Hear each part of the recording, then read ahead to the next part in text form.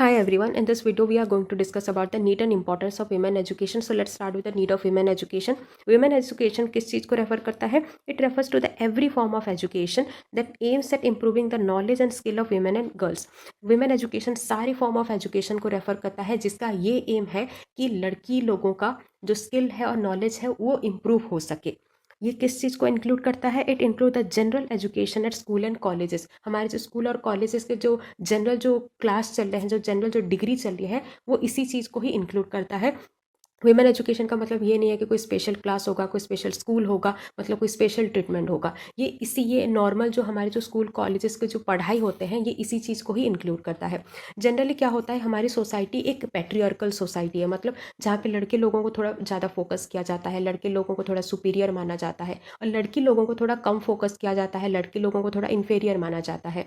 लड़का अगर पढ़ना चाहता है तो उसको परमिशन दिया जाता है, बोलते हैं कि जाओ तुम जाके आगे जितना पढ़ना चाहे पढ़ सकते हो. पर अगर उस टाइम अगर लड़की अगर पढ़ना चाहती है तो उसको बोलते हैं तुम क्या करोगे ज़्यादा से ज़्यादा पढ़ के, एंड पे तो तुम्हें चूल्हा चौका ही संभालना है, तो ज़्यादा पढ़ के क्या करोगे. लड़के लोगों को सारी अपॉर्चुनिटी सारे एडवांटेजेस दिए जाते हैं, पर अगर एक लड़की है तो वो सारी अपॉर्चुनिटी वो सारे एडवांटेजेस उससे छीने जाते हैं. हमारे सोसाइटी का मानना यही है कि लड़की पढ़ के क्या करेगी.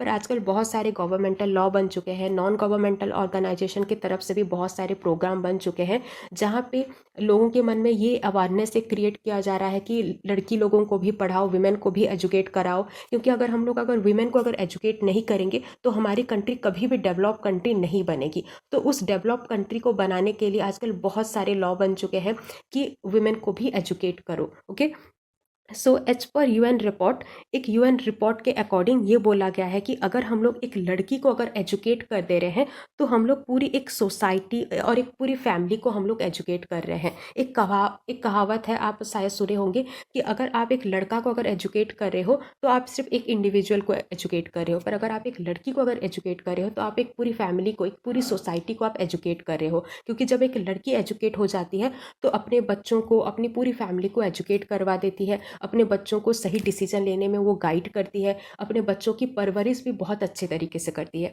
इसीलिए आजकल बोला जाता है कि वीमेन को भी एजुकेट कराओ.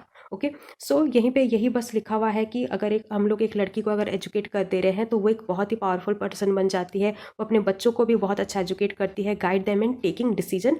एंड लास्ट है contribute economically and offer valuable input for improvement on home and social front. अगर आप एक लड़की को अगर एजुकेट कर रहे हो तो वो भी आपके घर पे इकोनॉमिकली कंट्रीब्यूट करेगी. जैसे अगर आपकी मम्मी अगर सपोज काम कर रही है, अगर पैसा कमा रही है, तो आपके घर पे आपकी मम्मी भी इकोनॉमिकली कंट्रीब्यूट करती है. मतलब आपके घर पे थोड़ा वो लग्जरी वाला लाइफस्टाइल आ सकता है, क्योंकि आपके घर पे दो सोर्स से इनकम आ रहे हैं. अगर आपके घर पे सिर्फ पापा कमा रहे हैं तो एक आपका जो इनकम सोर्स होगा वो एक ही होगा, पर अगर दो साइड से अगर इनकम आ रही है तो आपके घर का जो लाइफस्टाइल होगा वो बहुत ही अच्छा होगा. इसीलिए वो इकोनॉमिकली कंट्रीब्यूशन के लिए भी आजकल लड़की लोगों को थोड़ा पढ़ा रहे हैं. ओके, ताकि दो सोर्स ऑफ इनकम आए. सो तो देखो यहीं पे ये बोला गया है कि जो वीमेन है हमारी कंट्री की ऑलमोस्ट 50% है. जैसे हमारा ये सपोज कंट्री है तो ऑलमोस्ट 50% हमारे वीमेन है. तो अगर हम लोग सिर्फ अगर मैन लोगों को अगर हम लोग एजुकेट करेंगे और वीमेन लोगों को अगर हम लोग एजुकेट नहीं करेंगे तो आपकी कंट्री पे सिर्फ आधे लोग ही एजुकेटेड होंगे. तो यानी कि आपकी कंट्री कभी भी डेवलप कंट्री नहीं बनेगी, क्योंकि आधे लोग तो आपके कंट्री के अनएजुकेटेड है. तो कहाँ से आपकी कंट्री डेवलप कंट्री बनेगी. तो इसी डेवलप कंट्री को बनाने के लिए भी वुमेन एजुकेशन को आजकल बहुत ही फोकस किया जा रहा है. ओके, सो लास्ट है यहीं पे देखो, education is the most important that save the life of main kind. Education को एक हथियार माना जाता है. अगर एजुकेशन अगर आपके साथ है तो आप कोई भी बाजी आप लड़ सकते हो. इसीलिए आजकल एजुकेशन को बहुत ही ध्यान दिया जा रहा है. आजकल तो गांव में भी ये बोला जाता है कि थोड़ा तो पढ़ा लिखा, मतलब थोड़ा पढ़ लिख लो. Okay, so it empower with the ability to think. अगर आपके पास एजुकेशन है तो आप अच्छा अच्छा चीज़ सोचोगे, आप मतलब टेक अप्रोप्रिएट डिसीजन, आप सही सही डिसीजन भी लोगे. And protect one self from oppression and abuse. अगर सोसाइटी में अगर कोई गाली झगड़ कुछ हो रहा है तब तो आप उस चीज़ से भी अपने आप को प्रोटेक्ट कर सकते हो, और अगर कोई इनजस्टिस हो रही है तो आप उसे भी ठीक ठाक कर सकते हो. ओके, और ये सारा चीज़ कब होगा, जब आपके पास एजुकेशन होगा. अगर एजुकेशन नहीं है तो आप ही वो अनएजुकेटेड जैसे रहोगे. However, in most of the developing world around the globe, including India, women are often denied of educational opportunity. हमारे इंडिया पे क्या होता है, लड़की लोगों से वो सारी एजुकेशन का जो अपॉर्चुनिटी है वो सारा छीना जाता है. हमारी जो सोसाइटी, हमारी जो इंडिया है, हमारे इंडिया पे 48% सिर्फ वुमेन है. ओके। सो वुमेन लोगों को पढ़ाना चाहिए, क्योंकि 48% मतलब ही है 50%, लगभग देखोगे तो 50% है। अगर आपकी कंट्री पे अगर 50% लोग अगर अनएजुकेटेड अगर रहेंगे तो आपकी कंट्री कभी भी डेवलप कंट्री नहीं बनेगी। सो ये वाला थोड़ा आप याद रखना कि वुमेन का जो लिटरेसी रेट है इन अर्बन एरिया इतना है अगेंस्ट इतना मेल, ये थोड़ा डाटा चीज़ आप थोड़ा याद करना। ओके।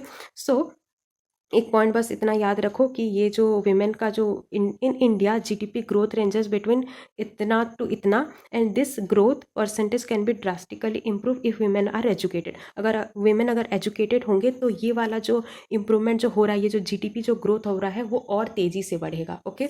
सो आपका और एक पॉइंट है, women education is very important for the proper socio and economical growth of the country. अगर आपकी कंट्री का अगर आप एक ओवरऑल अगर डेवलपमेंट चाहते हो, मतलब सोशियली इकोनॉमिकली अगर प्रॉपर एक ओवरऑल अगर डेवलपमेंट करना चाहते हो तो वुमेन लोगों को पढ़ाओ।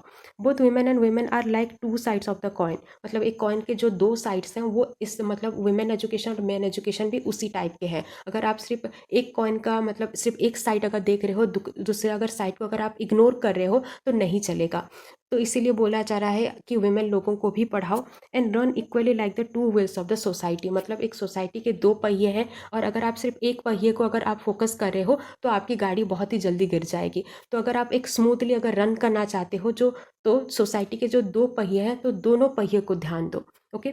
सो both are important element of the growth and development of the country. Country पे तो देखो आपके मेल पर्सन भी और फीमेल भी पर्सन है, तो क्यों हम लोग किसी एक को ही पढ़ने लिखने का अपॉर्चुनिटी देंगे, क्यों हम लोग किसी की अपॉर्चुनिटी किसी से हम लोग एडवांटेजेस छीनेंगे हम लोग। तो ये सारा चीज़ नहीं होना चाहिए और वुमेन लोगों को भी एजुकेट करना चाहिए हमको, क्योंकि दोनों ही हमारी कंट्री के ग्रोथ और डेवलपमेंट के लिए इंपॉर्टेंट है। तो हम लोग किसी एक को ध्यान नहीं देना चाहिए। दस require equal opportunity in education, तो हम लोग एजुकेशन में दोनों को इक्वल अपॉर्चुनिटी दें। If any one of both goes down side, अगर एक भी अगर पीछे अगर हट जाएगा तो हमारी कंट्री कभी भी प्रोग्रेस नहीं करेगी। ओके। सो आपका नेक्स्ट पॉइंट है, the constitution of almost all democratic countries including India guarantee, मतलब हमारे इंडिया मत के जो मतलब इंडिया जैसे और जितने भी डेमोक्रेटिक कंट्री हैं ये गारंटी करते हैं कि हम लोग दोनों मतलब मैन और वीमेन दोनों को इक्वल राइट देंगे पढ़ने लिखने के लिए। ओके। और आजकल तो प्राइमरी जो एजुकेशन है वो एक फंडामेंटल राइट बन गई है। Realizing the importance of women education, the government and many governmental organization took a lot of project, मतलब women education को लोग ध्यान दें, रियलाइज़ करें, इसलिए बहुत सारे लॉ, बहुत सारे प्रोग्राम, बहुत सारे प्रोजेक्ट बन चुके हैं जहाँ लोगों के मन में एक अवेयरनेस क्रिएट कर सके कि लड़की लोगों को भी पढ़ाना चाहिए। ओके। सो आपका जो इम्पोर्टेंस है वुमेन एजुकेशन, तो पहला आपका पॉइंट है रिड्यूस पॉवर्टी। अगर आपका बहुत मतलब गरीब स्थिति है तो लड़की लोगों को पढ़ाओ, क्योंकि दोनों अगर इकोनॉमिकली अगर कंट्रीब्यूट करेंगे तो आपका घर बहुत ही मतलब वो जो पॉवर्टी है, जो मतलब जो गरीबी है वो बहुत ही जल्दी रिड्यूस हो जाएगी। सेकेंड आपका पॉइंट है choice to choose a profession of our choice. अगर आप लड़कियों को थोड़ा पढ़ाओगे तो वो लोग जब बड़े हो जाएंगे तो वो अपने प्रोफेशन खुद चॉइस करेंगे, क्योंकि अगर आप बचपन से अगर पढ़ाओ लिखाओगे नहीं, अगर अगर आप मतलब सडनली उनको बोल दोगे कि डॉक्टर बनो तो वो लोग नहीं बन पाएंगे। तो मतलब बचपन से ही उनको पढ़ाओ ताकि वो लोग अपना एक प्रोफेशन चूज कर सके कि मैं डॉक्टर बनना चाहती हूँ, मैं इंजीनियर बनना चाहती हूँ। थर्ड आपका पॉइंट है जस्टिस। जस्टिस का मतलब होता है न्याय। तो जितने भी एजुकेटेड वुमेन होते हैं उनको पता रहता है कि उनका हक क्या है। तो अगर उनके मतलब अगेंस्ट में अगर हम लोग जाएंगे, मतलब जैसे आपका डाउरी प्रथा है और जो मतलब और भी जितने जितने सारे जो इनजस्टिस हैं, तो जैसे आपका चाइल्ड मैरिज है, फीमेल फर्टिसाइड है, तो अगर हम लोग उनको अगर बोलेंगे कि तुम ये करो, मतलब चाइल्ड मैरिज, अर्ली मैरिज अगर बोलेंगे तो वो लोग नहीं मानेंगे, क्योंकि उनको मतलब पता है कि ये हमारे हक के मतलब खिलाफ है और हमको इन सारी चीज़ों से लड़ना चाहिए। ओके। ये कब होगा, जब हम लोग वीमेन लोगों को एजुकेट कराएंगे, क्योंकि अनएजुकेटेड जो वीमेन होंगे वो मतलब वो सोसाइटी के प्रेशर पे सारा चीज़ को हाँ हाँ बोल देंगे। अगर हम लोग एजुकेटेड कराएंगे तभी ही वो लोग ये सारी चीज़ों के से लड़ पाएंगे। ओके। सर आपका लास्ट फोर्थ पॉइंट है dignity and honour. Educated women become a source of inspiration. अगर आप वुमेन लोगों को अगर पढ़ाओगे तो उनसे बहुत लोग इंस्पायर्ड होंगे और लगेगा कि उनको अरे ये अगर कर सकती है तो हम लोग भी कर सकते हैं। Okay. So source of inspiration for million of young girls. आपका फिफ्थ पॉइंट है इम्प्रूव हेल्थ। अगर आप लड़की लोगों को पढ़ाओगे तो वो लोग को पता होगा कि हाइजीन क्या है, हेल्थ कंडीशन क्या है, तो उसको कैसे इम्प्रूव करेंगे, उसको कैसे ठीक से मेंटेन करेंगे, ये एक सारे एजुकेटेड वुमेन को ही पता रहता है। अनएजुकेटेड जो वुमेन होते हैं उनको ये हाइजीन, हेल्थ इम्प्रूवमेंट, इन सारी चीज़ों को वो लोग ज़्यादा नहीं ध्यान देते हैं। सेकंड आप सॉरी 6 आपका पॉइंट है improve life, they get identity. अगर हम लोग लड़की लोगों को अगर पढ़ाएंगे तो उनकी सोसाइटी पे उनकी एक पहचान बनेगी, तो ये पहचान बनाने के लिए भी हमको लड़की लोगों को पढ़ाना चाहिए। सेवन्थ पॉइंट है economic development of the family and the country. So economic development मतलब आपकी आर्थिक स्थिति भी बहुत काफ़ी अच्छी बढ़ जाएगी। जैसे आपकी मम्मी अगर कमा रही है तो आपके घर की आर्थिक स्थिति बहुत ही अच्छी होगी, क्योंकि आपके घर पे 2 सोर्स ऑफ इनकम आ रहे हैं। तो आपका बेनिफिट्स ऑफ वीमेन एजुकेशन क्या क्या है? अगर अगर आपकी मतलब घर पे अगर मम्मी लोग अगर पढ़े लिखे हैं, अगर वीमेन अगर एजुकेटेड है, तो वो लोग क्या करेंगे, they are able to take charge of their future. उनका जो फ्यूचर है उन वो अपने रिस्पॉन्सिबिलिटी खुद ही लेंगे, क्योंकि उन्हें पता रहता है कि क्या करेंगे, कैसा करने से क्या कुछ ठीक होगा। तो ये सारे एजुकेटेड वीमेन ही सोचते हैं। सेकेंड है they earn and contribute to their family income, अपने घर पे पैसा वैसा भी थोड़ा दे पाते हैं।